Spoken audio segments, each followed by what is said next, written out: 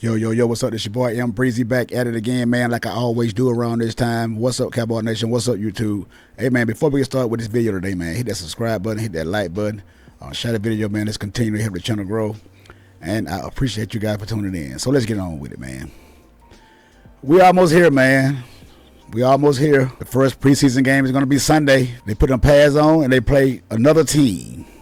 Not the Cowboys out there in pads, not doing any real hitting, things of that nature.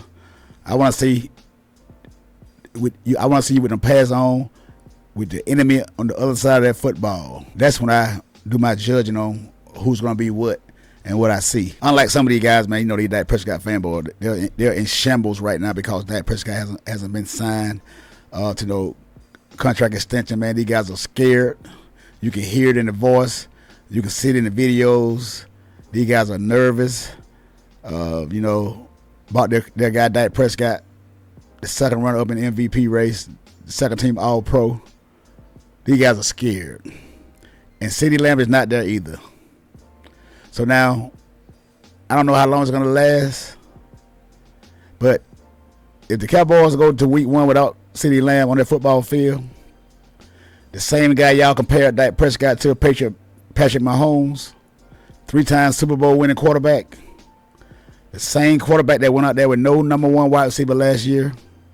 I think his wide receiver group led the league in drop passes. The whole media were calling for Patrick Mahomes to say something to these guys about dropping these balls, but he didn't. As a true leader, he stayed fast. He didn't panic. What he did was encourage his guys, continue to throw them guys the ball. And look what happened. End up winning the Super Bowl with no number one wide receiver. On the tight end, and Travis Kelce, one of the best in the game. Can Dak Prescott do this? Can Dak Prescott be Patrick Mahomes-esque? I don't think so. This guy don't have it in him, man, to go out and tow the team with no number one wide receiver.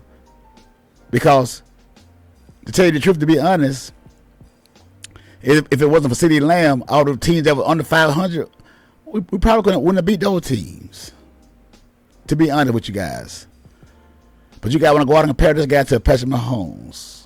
Dumbfounded to me. Dumbfounded is dumbfounded. You guys really think people believe what you're saying? Well, let me take that back. You got a lot of delusional Cowboy fans that believe what you guys were saying. And these guys, y'all got very high hopes for Dak Prescott. But guess who don't? The real fans don't. The owner, GM, and the co-owner, Jerry Jones and Stevie Jones, they don't believe in Dak Prescott.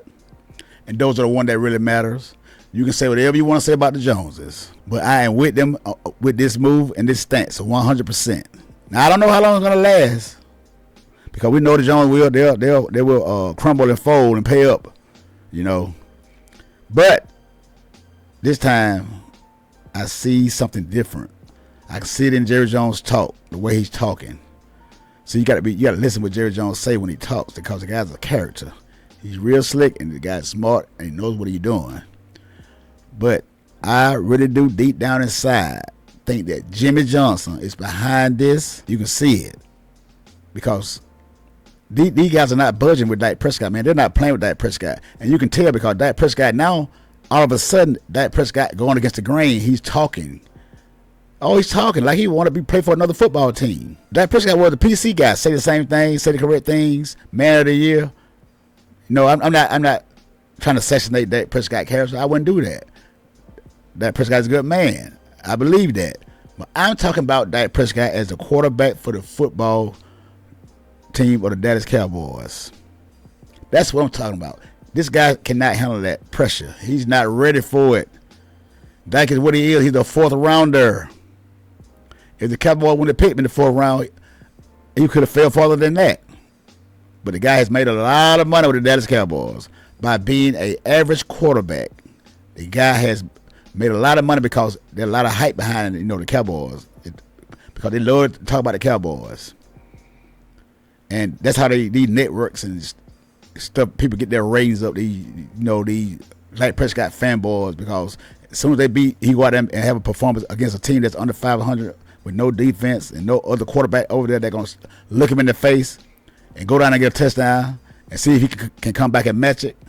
When the pressure on Dak Prescott, when that other quarterback go on that field and go down and puts up 7 points at will, Dak Prescott cannot match because the pressure is too much for the guy. And how many times do you think we're going to win 12 games? How many times do you think we're going to win 12 games and not go on and have a deep playoff run? Because judging by this schedule this year, it's going to be hard for us to pull off 12 wins. It's going to be hard. And if they do pull out 12 wins out of this schedule, hey, man, I'll be surprised. I would be surprised. Dak Prescott can go out and get 12 wins this year. Hey, man, I might look at Dak Prescott a little different. But it's going to be hard. It's going to be hard. It's going to be rough. And, these Dak Prescott fanboys, man, they, all of a sudden, Mike Zimmer is he's the all-world defensive coordinator. Because the way these guys talked about the defense last game they played, the last time we seen this defense in a game against the Packers, oh, man, these Dak Prescott fanboys, they couldn't stop talking about these guys. I mean, they couldn't talk. They say Dan Quinn turned into a bad defensive coordinator. Dan Quinn he gave up. He know what he was doing. He threw the game and all this, that, and the third because he know he was going to be out the door. You can say whatever you want to say. Dan Quinn did a hell of a job when he was with the Dallas Cowboys. You guys think Mike Zimmer finna come in? What had Mike Zimmer done?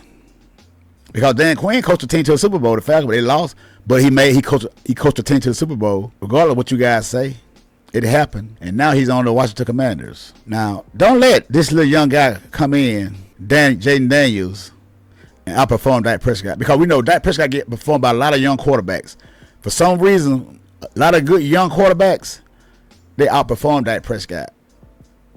And you got these teams, these young quarterbacks, man, they're rebuilding all around the Dallas Cowboys because of a quarterback. Look at C.J. Stroud came in last year.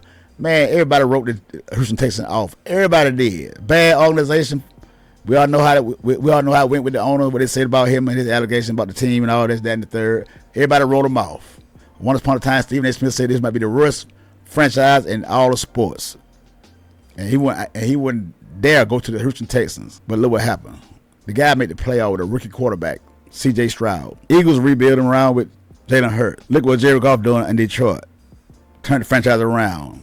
He took the Rams to the Super Bowl. Now he went to Detroit, turned that franchise around. Look at Jordan Love coming in. First time starting full season. Had a rough start, but the second half of the season, the guy was outstanding. Had all the number one quarterback ratings, stats it was. And beat the brakes off the Cowboys in the playoff. And he had the rank 28 defense. And the Cowboys had the rank number one offense in the league, scoring points. Dak Prescott couldn't even match Jordan Love point for point. But y'all call this guy elite. You want this guy to get $60 million a year? Really? Dak Prescott is not Patrick Mahomes-esque. And I can't believe you guys compared this guy to this guy. Because, hey, man, like I said, I don't forget nothing that nobody say. I remember everything you guys say about this team, Dak Prescott. Everybody, I remember. So, we don't have long before the blame games, they're going to come. The blame game is coming. Mike Zimmer, I hope you got this team ready because they on him. They talking about, oh, Mike Zimmer, like he done won a Super Bowl already with the Dallas Cowboys. He done came in and changed things in practice. Not in a game, against practice. Not even against another opponent on the other side of the field with pads on that's coming and looking at you down your throat, ready to take your manhood. Not that. See, this is what these guys do. They do it for shock value. They do it for views, clicks, and likes. That's what they do. Because these guys don't believe half of the stuff that they be saying, man. But they got a lot, like I said, they got a lot of delusional fans down there. They'll believe everything they say. Everything they say. And then when the rubber meets the road, everybody go punch that finger. But I'm watching. I don't forget anything. So you can miss me with all this training camp stuff about how Dak Prescott out there. He's hitting Jalen Tolbert wide open, all of that in the third. Playing against our backup defense back there, secondary back there. With no pressure on Dak Prescott. Can't hit the quarterback. You ain't hitting the wide receivers. So it ain't really no rough football out there. It's just going through the motions. But hey, if that thrills you guys, hey, you guys have at it. But like I said, I want to see how you going to look over there when the other teams, like the 49ers, Detroit Lions, Houston Texans, the Eagles twice, Commanders twice now. Because Dan Quinn over there. Dan Quinn, a good defensive coordinator. We know Dak Prescott cannot beat the good defensive coordinators. Vic Fangio over there with the Eagles. I don't think Dak Prescott has ever beat this guy, the defense coach team. And we got him twice with the Eagles. Pittsburgh Steelers, Baltimore Ravens. But we got, Cleveland Brown. It's going to be rough. It's going to be rough. But, you guys got Patrick Mahomes Jr. over there. And don't be crying about no help. He don't have no help. Because nobody threw a pity pat party for Patrick Mahomes. He didn't have no help. When they were dropping passes left and right, he didn't have no help. You guys didn't get the guy no pity. So I don't want no pity. I'm not going for it because this guy is playing for a $60-some million contract, and he got to perform. So I don't want to hear nothing. But hey, man, hit that subscribe button, man. Hit that like button, man. Leave me a comment down below, man. Tell what you guys think about. Is your boy Dak Prescott scared? Is Dak Prescott fanboy scared? Can Dak Prescott be Patrick Mahomes-esque? We're about to find out. Until the next time, it's your boy Breezy, and I'm out. Holla.